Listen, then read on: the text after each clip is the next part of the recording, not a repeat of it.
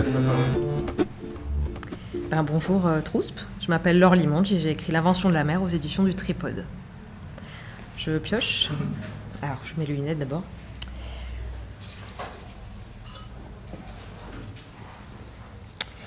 Alors, ça commence très fort avec « Qu'est-ce qui vous rend heureuse ?» Bon, être à Morges, c'est pas mal déjà, parce que j'avoue que le lac... pourtant, je suis corse, alors je suis un petit peu... je tendance à être un petit peu exigeante sur les paysages et les lieux, mais je trouve qu'ici, c'est un lieu très apaisant. Mais bon, je pense que ça n'étonnera personne que je dise que ce qui me rend heureuse, c'est d'écrire. Tout simplement parce qu'écrire, pour moi, c'est ressentir le fait d'être en accord avec une sorte de conviction profonde qui a rapport au réel. C'est-à-dire, mais je pense que beaucoup d'écrivains le disent, le rapport au réel simple, j'allais dire en tout cas immédiat, sans cette formulation, par le prisme d'une écriture littéraire, fait que j'ai l'impression qu'il manque toujours quelque chose, en tout cas qu'il y a quelque chose, que ma place en tout cas n'est pas totalement formulée. Et c'est vrai que quand j'arrive à être plongée dans un texte et dans de l'écriture, ce qui n'est pas tout le temps, moi je ne fais pas partie des écrivains qui écrivent tout le temps, j'ai plutôt des phases de recherche qui sont aussi très intéressantes et très exaltantes, et j'ai souvent besoin de ce temps de recherche et de documentation et de pause et de contemplation avant de formuler quelque chose. Et c'est vrai que toutes ces étapes de travail me rendent vraiment heureuse parce j'ai l'impression que voilà, il y a quelque chose qui se met en place et évidemment le moment où la forme se trouve et où on a l'impression d'avancer petit à petit dans le livre, c'est vraiment un moment de joie intense, alors que j'ai vraiment ressenti pour L'Invention de la mer, puisque je me suis vraiment amusée avec les personnages et là je peux dire que c'est un livre très heureux. C'était un amusement parfois teinté, et une joie teintée parfois d'un peu de me dire qu'est-ce que je suis en train de faire avec ces personnages, puisque en fait dans ce livre, j'imagine qu'on est dans une centaine d'années et que... Alors en fait, il faut peut-être revenir au départ, c'est que j'ai eu l'idée au début du Covid. C'est-à-dire un moment où on était toutes et tous dans un moment en train de se dire mais qu'est-ce qui se passe ? Est-ce que ça va continuer ? Que va-t-on faire ? Enfin, c'était un moment un peu de doute et d'angoisse quand même. Et il se trouve que j'étais à une résidence en Corse qui s'appelle Provenance et en train de travailler. Et dans cet espace, le questionnement, évidemment, ne pouvait pas être désespéré et sombre. C'était l'idée de retrouver de la vie quelque part. Et donc, cette idée de se projeter dans une centaine d'années, où pour pouvoir survivre, l'espèce humaine décide de s'hybrider à des espèces marines. Voilà, et donc le toute première version, c'était un homme-baleine, puisque c'était une forme performée. Et à partir de là, j'ai commencé à faire des recherches et à décider d'écrire un roman cachalot et un roman crabe. Il y a eu plein de recherches autour. Voilà. Et quand je parlais de doute, c'est qu'il y a des moments où on essayer d'écrire comme un cachalot ou essayer d'écrire comme un crabe, il y a quand même des moments un peu difficiles dans la représentation physique, dans l'échelle, voilà. Donc c'était des fois des moments d'exaltation très très intenses et à d'autres moments des doutes quand même sérieux. Mais je pense que ce qui l'a emporté, c'est quand même la conviction. Alors évidemment, j'ai conscience de l'aspect anthropocentrique inévitable de la chose, mais j'ai la conviction d'avoir tenté de toucher quelque chose de juste là-dedans, et en tout cas d'être allé au plus près d'observation et de lecture de livres que j'ai pu lire, de recherche, de plongeurs. Alors il y a évidemment beaucoup plus de choses sur les cachalots que sur les crabes. Mais ce qui est aussi hyper touchant, c'est que les personnes qui travaillent sur les baleines et les cachalots sont tellement passionnées. Enfin, on dirait que ça transforme les gens. Et je pense que ça m'a transformée aussi, même si moi je ne suis pas allée plonger pour les rencontrer. Je pense que le fait d'imaginer un roman cachalot, ça a accentué ce côté de joie et de bonheur. Et je pense que c'était un peu le but du livre aussi, de dire que je pense que ce qui est le malheur du monde, souvent, c'est la manière dont on se sépare du vivant. Et nos modes de vie contemporains sont extrêmement séparés du vivant. Enfin, moi, ça me déprime tellement de voir tout le monde sur son téléphone quand je prends un transport en commun, alors que les gens ne croisent plus les regards. Enfin, c'est tout bête, mais voilà. Et à la nature aussi, ici, c'est moins le cas, forcément, parce qu'elle est, comme je disais, elle est majestueuse et présente, donc peut-être on a plus envie de s'y relier. Mais en tout cas, le fait de faire cette démarche littéraire-là m'a donné vraiment cette espèce de joie très, très simple et très directe. Donc voilà, j'espère qu'en tout cas, ça apparaît dans l'écriture. Que pensez-vous de cette citation ? En général, certes, oui, en effet, on apprend beaucoup des animaux avec lesquels on vit, même les poissons. Ils sont comme un miroir qui reflète les émotions et les comportements latents que nous n'osons voir. Guadalupe Nettel. Bah oui, c'est complètement le cas. Alors, elle parle des poissons et des animaux avec lesquels on vit, donc plutôt des animaux domestiques. Mais je pense que c'est aussi le cas des... Enfin, moi, j'ai plutôt travaillé sur les animaux sauvages, mais effectivement, ils sont un reflet de nous-mêmes, en tout cas en tant qu'espèce, ça c'est certain. Moi, je me suis un peu éloignée du rapport à l'animal domestique. J'ai remarqué que j'avais personnellement... Alors que j'ai souvent eu, quand j'étais en Corse, dans une maison, on avait beaucoup de chats parce que les chats, ils rentraient dans la maison, c'était pas trop des choix. Mais donc j'ai toujours beaucoup vécu avec des chats. Et après, au bout d'un moment, ce rapport m'a vraiment beaucoup dérangée. Et je trouve que les animaux sauvages aussi ont cette espèce de fonction de miroir. Effectivement, surtout les poissons qui semblent parfois nous observer avec, comme ça, une sorte d'attente. Et dans le rapport aux grands mammifères marins, en ce moment, il y a pas mal de chercheurs, justement, qui pensent qu'il y a des tentatives de certains animaux marins de communiquer avec nous. Donc, d'autres chercheurs disent que c'est une surinterprétation. Et là encore, on est au niveau du miroir. Parce que qu'est-ce que ça veut dire de penser que des baleines ou des orques essayent de communiquer? Alors, j'ai vu des publications récemment. Ça, c'est assez drôle. Il y a des orques, apparemment, qui offriraient des poissons pourris à des gens qui les regardent comme ça, qui remettent les poissons et les remettent. Donc, ils pensent que c'est une sorte de cadeau pour, je sais pas, alors peut-être qu'ils pensent qu'on est un peu maigre, enfin, je sais pas. Donc, il y a une tentative apparemment de communication, il y a un message qui a apparemment pas été déchiffré.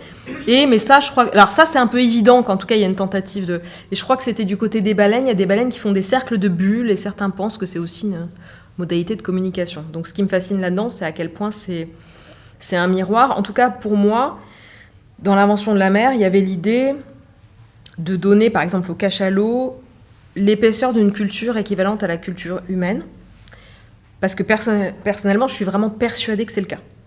C'est-à-dire qu'on est quand même, en tant qu'espèce, pas individu évidemment, mais en tant qu'espèce, assez prétentieux d'imaginer que nous sommes, comme l'a dit quelqu'un de célèbre, maîtres et possesseurs de la nature. Et qu'on serait les seuls à justement avoir un langage de communication, avoir une culture, avoir une mémoire, alors qu'il semble évident à beaucoup d'éthologues et de chercheurs que, en tout cas les grands mammifères marins qui vivent très longtemps, il y a une évidente transmission par leur langage. Enfin. Et donc ça m'a beaucoup plu d'essayer de mettre en place cette mythologie propre, en l'occurrence aux cétacés.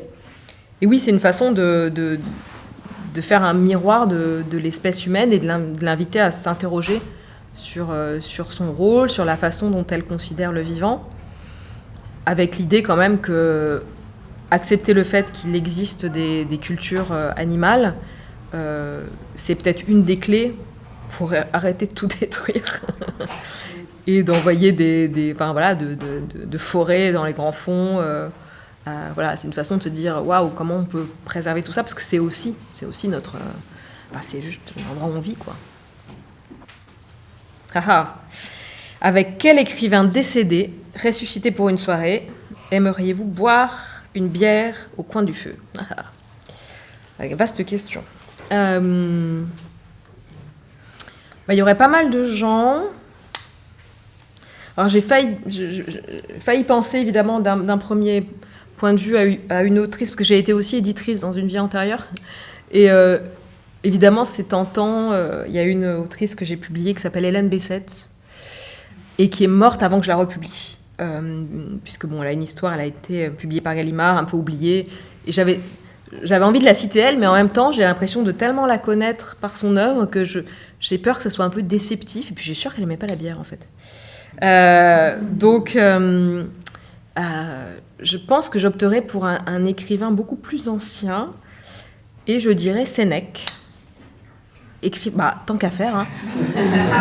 Au moins c'est super étanche. Alors certes, je suis pas sûre de maîtriser le latin oral, Surtout que je pense que les latins parlaient latin d'une manière beaucoup plus rigolote que la manière dont nous on dit quicunque, il est fuite. Enfin voilà, je pense qu'ils avaient un accent tonique et puis c'était plus rigolo. Donc je suis pas sûre de comprendre, mais bon, on peut émettre l'hypothèse qu'il y aurait une intercompréhension possible, voilà, puisque on est dans la projection magique. Mais Sénèque, parce que, moi je suis vraiment passionnée par la littérature grecque et latine depuis assez petite, à vrai dire. J'ai fait du latin assez tôt et ça m'a vraiment passionnée. Et je pense que j'ai dans mon esprit un peu mélangé les histoires mythologiques avec les vies des auteurs. Et donc pour moi, il y a eu toujours cette image de ces auteurs vivant dans un monde. Alors peut-être que pouvoir discuter avec lui et voir à quoi il ressemble, et puis qui parle de Néron en vrai et de tout ça. Et ça serait sans doute une expérience intéressante puisqu'il a été précepteur de Néron, il a été très impliqué dans la vie politique. Il a été exilé en Corse, donc ça je pourrais lui poser plein de questions parce qu'il y a plein de fantasmes sur le sujet. Il a écrit des textes assez durs, apparemment il trouvait que les esclaves corses étaient fort désagréables. Il y a plein de fantasmes sur place, alors il aurait été dans une tour dans le Cap, enfin voilà, donc je pourrais lui poser enfin toutes les questions qu'on veut lui poser. Mais c'est surtout que j'ai toujours été fascinée par son écriture. Alors j'ai la chance de pouvoir le lire en latin, et c'est vraiment une langue qui est sublime. J'avais notamment étudié, surtout son théâtre, j'avais notamment étudié sa Phèdre, et sa Phèdre, elle est d'une profondeur, les images dans la langue sont juste sublimes. Le latin, c'est une langue qui est plus concentrée que le français, où il y a plein de coordination, et donc il y a une sorte, moi je le lis vraiment toujours comme une sorte de verticalité de sens et de musicalité. Et vraiment la Phèdre de Sénèque, dans toute l'histoire de cette femme, il y a tout le passage où elle parle de sa lignée, du fait qu'elle est fille de Pasiphaë, donc demi-sœur du Minotaure, et de tout ce que ça implique de malédiction. Et ce passage est d'une sorte de douceur violente absolument sublime. Donc je pourrais lui poser des petites questions sur comment il a pu... comment on peut écrire quelque chose d'aussi grand dans cette langue qui est dans la nôtre, qui est en image dans tout ce qu'on est en train de dire là. Il y a des petits bouts de latin qui sont présents. Donc je pense que ça serait une très bonne soirée. Je pense qu'il trouvait peut-être notre bière un peu forte, parce que la leur était, je pense, un petit peu plus légère. Mais bon, il y aurait peut-être plus de confidence de Sénèque, du coup. Mais voilà. Que pensez-vous de cette citation ? « La vie, c'est comme la mer, elle ne porte que ceux qui remuent » de Hervé Bazin. Oui, la mer, c'est comme la vie aussi. Mais, alors, je pense que c'est assez vrai. En tout cas, la mer, on en parlait avec quelques lecteurs hier. Quand on dit qu'il y a les vivants, les morts et les marins aussi, comme phrase, que c'est vraiment un espace de révélation, sans doute, et qui ne supporte pas la tiédeur ou les faux-semblants, avec laquelle il faut être dans une forme de sincérité. Ça rejoint un peu la question du miroir, à vrai dire. Mais je pense que c'est effectivement le cas. Alors après, est-ce que ça sert d'être super agité sur la mer comme dans la vie ? Peut-être pas. Je pense qu'il est nécessaire d'avoir des phases qui remuent, comme dit Hervé Bazin, mais peut-être aussi des phases de réflexion et de contemplation, et que l'équilibre se fait entre les deux. En tout cas, pour revenir à l'invention de la mer, c'est aussi comme ça que j'ai essayé de construire le livre, dans une sorte d'équilibre, puisque le roman cétacé, il est, comme on peut s'en douter, dans une forme de lenteur. C'est pas vraiment de la lenteur, mais qui est liée aussi au corps de ces animaux marins et à leur manière d'appréhender les choses, qui ne fait pas du tout l'économie d'ailleurs de la violence de l'histoire, mais qui est un peu placide, on va dire. Une forme de placidité, de réflexion. Et en réponse à ça, j'ai eu besoin de construire quelque chose de beaucoup plus dynamique avec le roman Crustacés. Alors, je ne sais pas s'il n'y a pas de crabes dans les lacs, non ? Donc il n'y a pas de crabes ici, mais j'imagine que vous avez quand même une expérience des crabes, donc vous aurez noté que c'est en général plutôt agressif et dynamique. Donc pour Hervé Bazin, ça serait plutôt la partie ménipte salée, la partie crabe qui serait dans cette optique.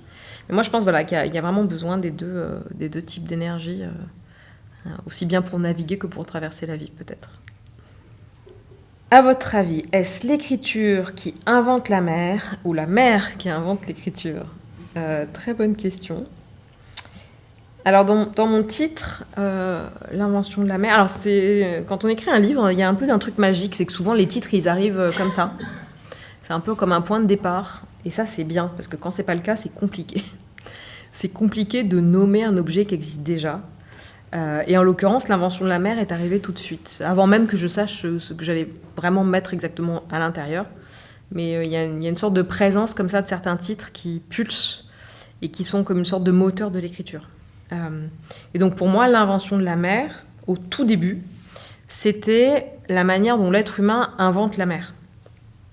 On en revient encore à l'Antiquité, à la vision des anciens de la mer, à la manière dont, justement, comme c'est un endroit qui est mystérieux, il y a cette espèce de clôture, de frontière, et puis en dessous, les anciens, ils savaient pas du tout, ils voyaient des trucs qui dépassaient de temps en temps, mais ils avaient très très peur d'aller voir. D'où le fantasme sur les monstres marins, etc. Il y a Michel Pastoureau qui dit de très belles choses là-dessus. C'est un chercheur qui m'a beaucoup nourri dans l'écriture du livre. Donc je m'étais attachée à ça, à la manière dont on invente la mer, dont l'être humain ne cesse de l'inventer. Et puis plus je faisais des recherches et plus le livre avançait, plus je me suis dit qu'on pouvait prendre le titre dans l'autre sens, qui est que c'est la mer qui s'invente en fait elle-même, qui ne cesse de s'inventer, de se réinventer. Je pense que c'est aussi le fait de faire des recherches sur l'histoire de l'évolution du vivant.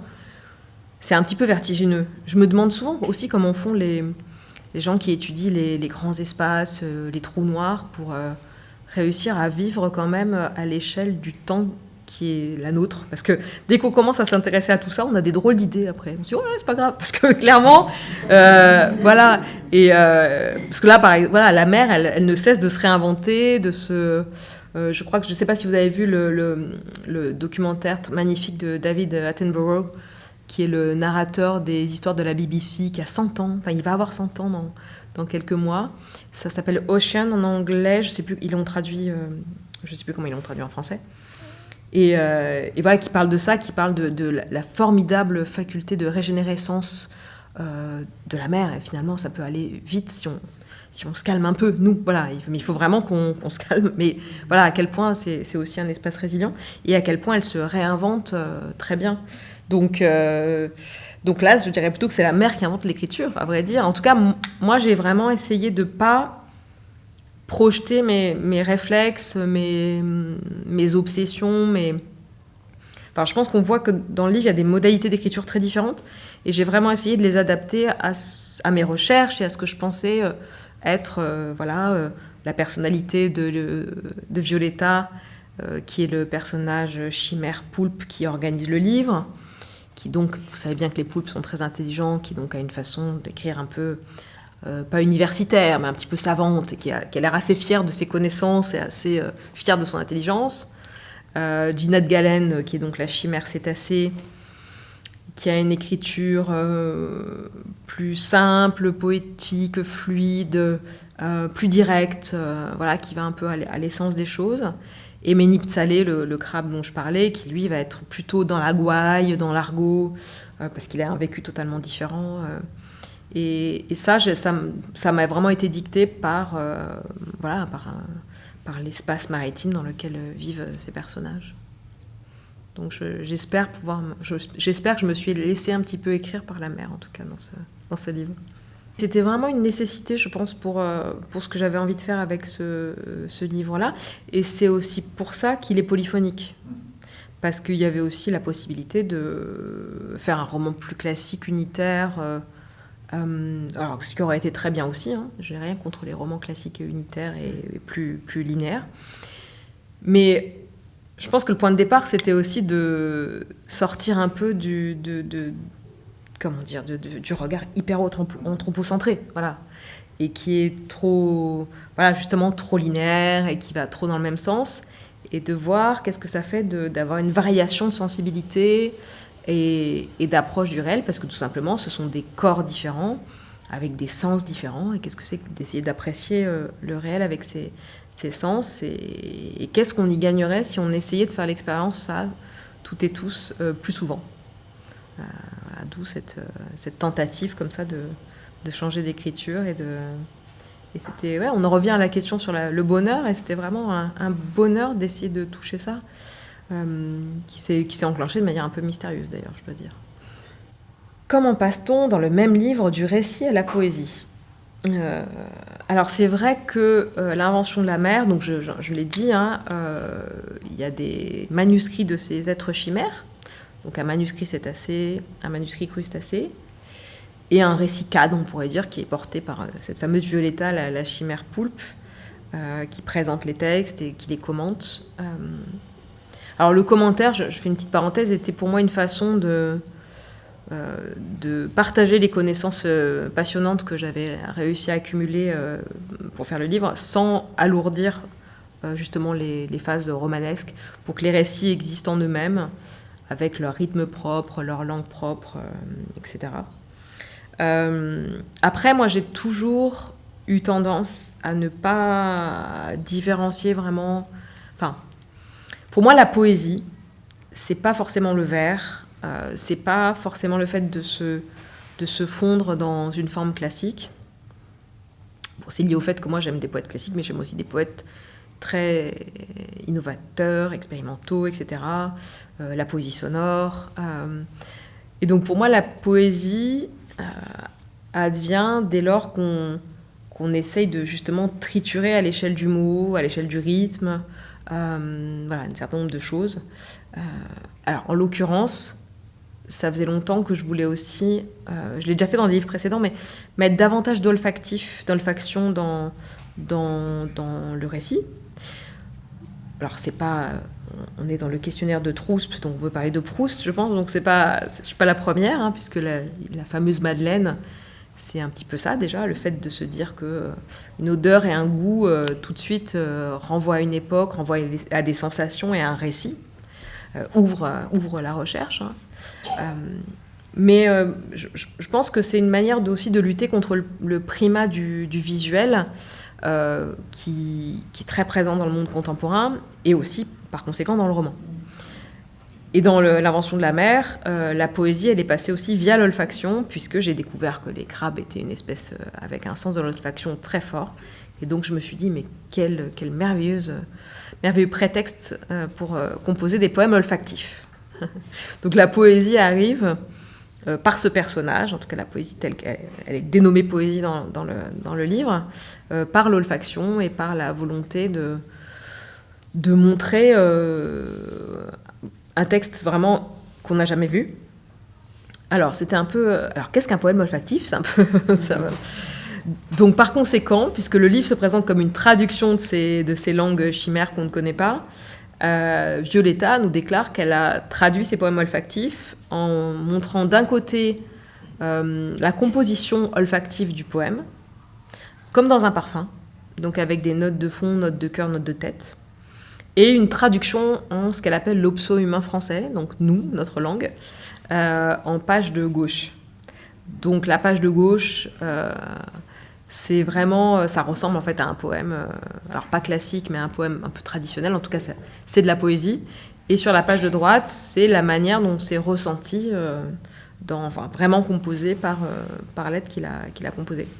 Donc moi, pour moi, les choses sont vraiment très liées. Donc j'ai pas vraiment la sensation de passer du récit à la poésie, mais que les deux se communiquent, s'interpénètrent.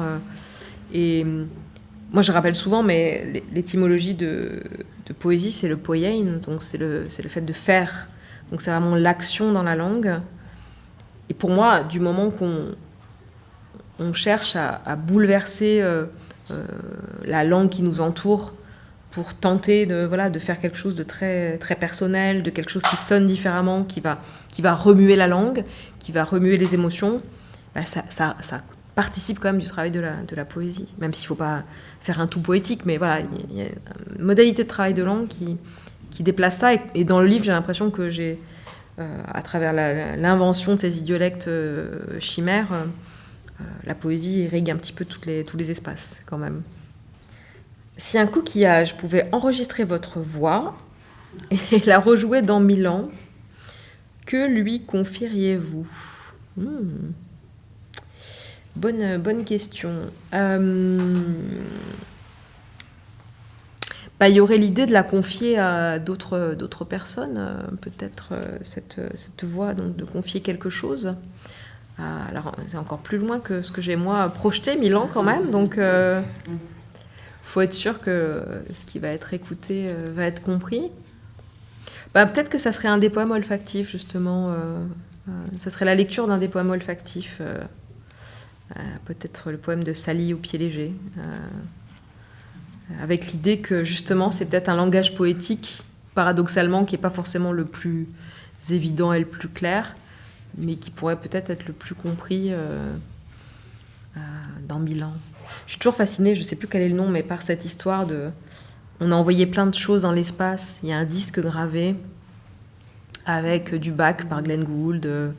Il y a un choix. Il y a aussi des dessins d'un personnage masculin et féminin nu, stylisé, et qu'on a envoyé dans l'espace avec l'idée que des intelligences aliens pourraient les lire. Donc, je pense qu'ils sont un peu dubitatifs quand ils reçoivent ce truc.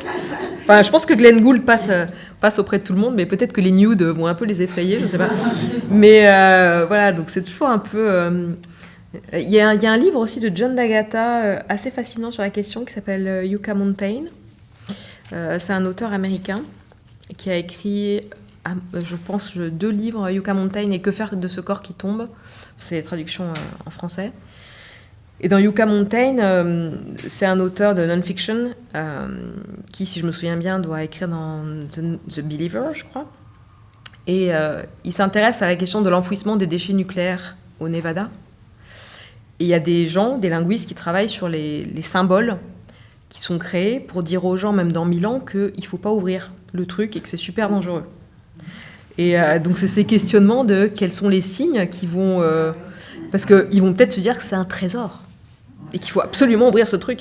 Voilà, donc il y a vraiment des gens qui planchent sur ces questions de langage, alors assez dessinées, qui peuvent être compris dans 1000 ans. Alors moi, je ne suis pas sûre, avec du son, dans un coquillage, de réussir à un truc pareil. Donc je pense que la poésie, dans mon cas, serait quand même la plus adaptée. Ouais. Quel métier n'auriez-vous pas aimé faire ? C'est un peu dur sans expérimenter les choses, mais parce que des fois on se fait des fantasmes sur les métiers, puis en fait c'est moins bien que ce qu'on pensait, et l'inverse aussi. Alors, je vais peut-être un peu tricher en citant quelque chose qui n'est pas un métier, mais qui est hélas considéré comme un métier, c'est politicien, politicienne. Parce que de fait, c'est pas censé être un métier, mais il y en a qui le font toute leur vie, donc hey, et puis qui sont payés pour, donc quelque part, ça rentre dans la définition. Non, parce que je pense que c'est quelque chose qui est très beau au départ, et hélas, il y a plein de gens qui le font très très mal.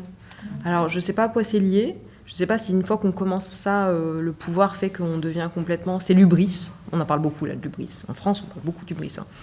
Avec raison, d'ailleurs. Et je sais pas, En fait, je pense que j'aurais peur de partir avec des idéaux et d'être tellement déçue que je serais extrêmement déprimée. Voilà, ça serait pas ma place. La politique serait pas du tout ma place. Donc ça, j'aimerais pas du tout le faire. Après, rappeler aux politiques ce qu'ils sont censés faire, ça... Je pense qu'on doit tous le faire très bien. Si votre maison brûle, qu'aimeriez-vous sauver en premier ? En premier, je pense rien du tout, parce que, en fait, alors c'est qu'aimeriez-vous, donc c'est forcément du matériel, c'est pas qui, voilà, donc sinon j'aurais dit mon compagnon, parce que si possible, ça serait un peu la base quand même. Mais comme c'est du matériel, je pense à rien parce que ça voudrait dire fétichiser quelque chose de matériel. Et qu'après, ça voudrait dire que je serais en train de me dire « Oh là là, je l'ai sauvé du feu, il ne faut pas que ça disparaisse autrement. » Moi, il se trouve que, pas par le feu, mais dans ma vie, j'ai perdu pas mal de choses matérielles. Et en fait, c'est pas grave. Donc, je pense que c'est aussi pour ça qu'on écrit ou qu'on fait de la littérature, parce que de toute façon, il y a des choses qui restent à la BNF, à la Bibliothèque nationale de France, en 2 exemplaires. Donc c'est bien le diable si les 2 brûlent en même temps. Je pense que c'est une manière de... Et puis il y a pas mal d'exemplaires un peu partout d'échapper à cette crainte de perdre quelque chose. Enfin, moi j'ai tendance à me dire que c'est vraiment pas grave, hein, qu'il y a des choses beaucoup plus graves voilà, que de perdre... Même si j'adore ma bibliothèque, mais... Les livres qui sont écrits sur l'eau résistent mieux au feu aussi. Peut-être, ouais, avec un peu de chance, ils résistent. Alors même si évidemment le récit de la bibliothèque d'Alexandrie est toujours hyper traumatique pour les amoureux des livres, mais voilà, de nos jours, on sait quand même que c'est toute la magie de la littérature, c'est qu'elle est en plusieurs exemplaires et qu'il y a toujours quelqu'un qui aura... Il se trouve qu'il y a quelques années, j'avais joué dans une adaptation théâtrale de Fahrenheit 451. Et vous savez qu'il y a le récit des hommes et des femmes livres dans ce livre. Donc c'est une société dans laquelle on brûle les livres qui sont devenus interdits.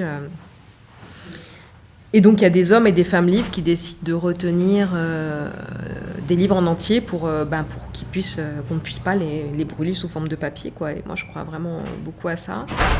Et alors, je ne voudrais pas dire de bêtises sur le metteur en scène qui avait... Je crois que c'est Géry, G-E-R-Y, son nom de famille, mais j'ai hélas un trou concernant son prénom, parce qu'on parle beaucoup à Morges pendant le festival, et c'est très bien, donc je pense que je suis un peu en surchauffe intellectuelle.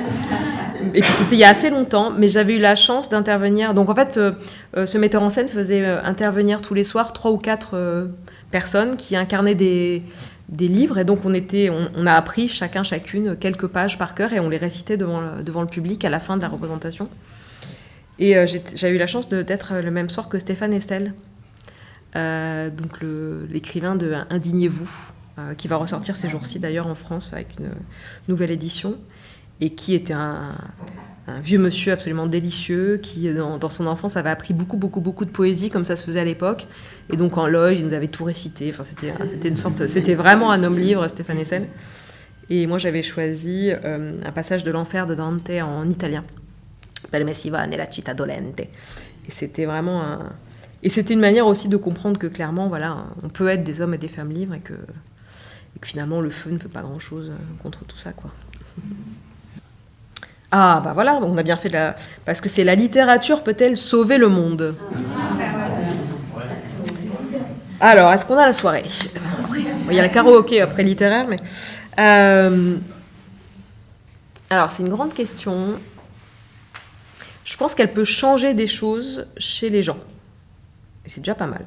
Parce que bon, littérature peut-elle sauver le monde, c'est aussi une manière de lui donner tellement de responsabilités, tellement de pouvoir, que ça peut se retourner contre tout le monde, contre la littérature et contre le monde. Il se trouve que j'ai un autre projet en parallèle que j'ai commencé, qui s'appelle le Service des Panacées, sur lequel je suis en train de travailler en ce moment aussi, que j'ai mené en parallèle de l'invention de la mer, qui est un projet à la fois artistique et littéraire, avec un volet de performance participative. C'est-à-dire que dans ce projet, je propose à certaines personnes, donc c'est dans un cadre avec des institutions en général, d'énoncer un trouble. Le terme est volontairement trouble, donc c'est pas un symptôme, c'est pas un problème, c'est un trouble. Donc c'est pas forcément négatif, c'est quelque chose qui remue, on va dire. On est encore dans un vocabulaire pas loin de la mer. Et je réponds à ce trouble pendant une consultation par une ordonnance, une prescription constituée de livres, de littérature avec une posologie. Et avec l'idée de voir si ça va, qu'est-ce que ça va faire. Donc c'est un projet très expérimental qui est en cours, donc je ne peux pas vous donner des résultats pour l'instant, des conclusions fermes et définitives. Mais voilà, c'est un projet que j'ai commencé à la Villa Médicis il y a 2 ans maintenant, un peu plus, et que je vais poursuivre, je pense, pas mal de temps. Donc voilà, clairement, quelqu'un qui commence un projet comme ça pense que la littérature peut avoir une action, en tout cas une action de transformation des personnes. Et je pense que si on transforme les personnes, clairement, ces personnes peuvent transformer le monde. C'est un petit peu comme ça que ça peut se passer. Après, c'est lié aussi à une expérience qui est très personnelle, qui est que moi, depuis que je suis gamine, dès que j'ai su lire des livres, lire tout court, j'ai compris que les objets qui étaient chez moi, qui occupaient pas mal d'espace, en fait, étaient des petits rectangles pleins de sens, et plein de mondes différents, et plein de voyages, et plein d'expériences. Et ça a été une révélation vraiment très, très importante, et qui a fait qu'à plein de stades de ma vie, il y a des livres qui ont créé des déclics très, très forts. que ce soit des livres classiques. Là, j'ai parlé de Sénèque. Sénèque, c'est quand j'étais adolescente. Et de voir qu'on pouvait écrire le désespoir, le désir, la colère, comme ça, en latin, chercher à le traduire en français. Enfin, c'était tout un déclic. Plus tard, il y a eu Olivier Cadiot aussi avec Futur ancien fugitif, qui a été une sorte de radeau au moment d'un moment difficile. Enfin, il y en a eu pas mal. Assez récemment, Les Jardins statutaires de Jacques Abeille, j'avoue que je les ai lus assez tard. Et j'ai trouvé ça tellement, que ça ouvrait tellement de portes aussi. Roberto Bolaño, El Gabo, enfin bref, il y a tellement de livres comme ça qui sont comme des révélateurs. Que voilà, je pense que c'est bien qu'on puisse aussi les transmettre, que cette pratique se transmette. Et voilà, j'espère que ça changera, enfin, en tout cas, ça apportera plein de choses positives.